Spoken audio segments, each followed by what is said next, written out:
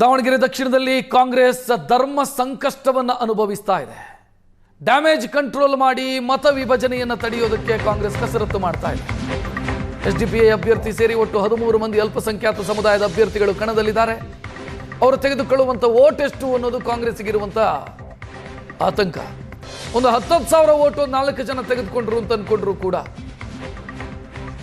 ಕಾಂಗ್ರೆಸ್ಗೆ ದೊಡ್ಡ ಮಟ್ಟದ ಸಮಸ್ಯೆ ಆಗುತ್ತೆ. ಎಸ್ಡಿಪಿಐ ಅಭ್ಯರ್ಥಿ ಎಷ್ಟು ವೋಟ್ ತಗೊಳ್ಬೋದು? ಇನ್ನೊಬ್ಬರು ಪಕ್ಷೇತರ ಅಭ್ಯರ್ಥಿ ಅವರು ಕೂಡ ಸಕ್ರಿಯವಾಗಿ ಓಡಾಡ್ತಾ ಇದ್ದಾರೆ. ಅವರು ತೆಗೆದುಕೊಳ್ಳುವಂಥ ವೋಟ್ ಎಷ್ಟು? ಅವರು ತೆಗೆದುಕೊಂಡಂಥ ಪ್ರತಿ ವೋಟು ಕೂಡ ಅದು ಕಾಂಗ್ರೆಸ್ನ ವೋಟ್ ಆಗಿರುತ್ತೆ. ಸೊ ಆ ಕಾರಣಕ್ಕಾಗಿ ಕಾಂಗ್ರೆಸ್ ಆತಂಕದಲ್ಲಿದೆ. 9ನೇ ತಾರೀಕು ಉಪಚುನಾವಣೆ ನಡೀತಾ ಇದೆ. ಅವತ್ತು ನೀವೆಲ್ಲರೂ ಕೂಡ ನಮ್ಮ ಅಭ್ಯರ್ಥಿಗೆ ಆಶೀರ್ವಾದ ಮಾಡಿ ಅವರನ್ನ ವಿಧಾನಸಭೆಗೆ ಕಳಿಸಿಕೊಡ್ಬೇಕು ಅಂತೇಳಿ ನಾನು ಕೂಡ ಮನವಿ ಮಾಡೋದೇನಪ್ಪಾ ಅಂತಂದ್ರೆ 9ನೇ ತಾರೀಕು ದಯಮಾಡಿ ನೀವೆಲ್ಲರೂ ಕೂಡ ಮತಗಟ್ಟೆಗೆ ಹೋಗಿ ಮಾಡ್ತೀರಿ ಅಲ್ವಾ?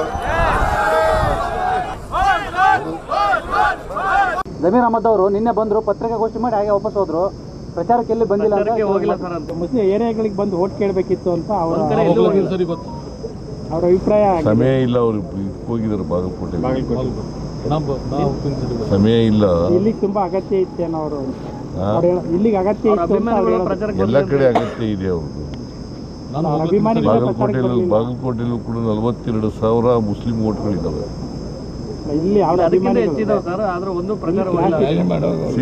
ಕೇರಳದಲ್ಲಿದ್ದರು ಅವರು 4ನೇ ತಾರೀಕು ಕೇರಳದಲ್ಲಿದ್ದರು. ಸೊ ಹಾಗಾಗಿ ಹೆಚ್ಚು ಸಮಯ ಇರಲಿಲ್ಲ.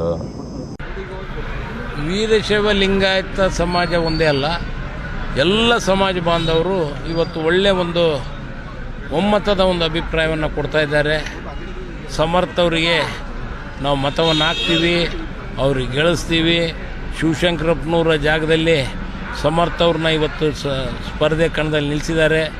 ಅವರಿಗೆ ಒಂದು ಶಾಂತಿ ಸಿಗಬೇಕು, ಅವರ ಆತ್ಮಕ್ಕೆ ಶಾಂತಿ ಸಿಗಬೇಕು ಅಂತಂದು ನಾವು ತಮ್ಮ ಮತವನ್ನು ಶಿವಶಂಕರಪ್ಪನವರ ಮೊಮ್ಮಗನಿಗೆ ನಾವು ಮತವನ್ನು ಹಾಕ್ತೀವಿ ಅಂತಂದು ಭಾಳ ಒಂದು ಬೆಂಬಲವನ್ನು ಸೂಚಿಸಿ.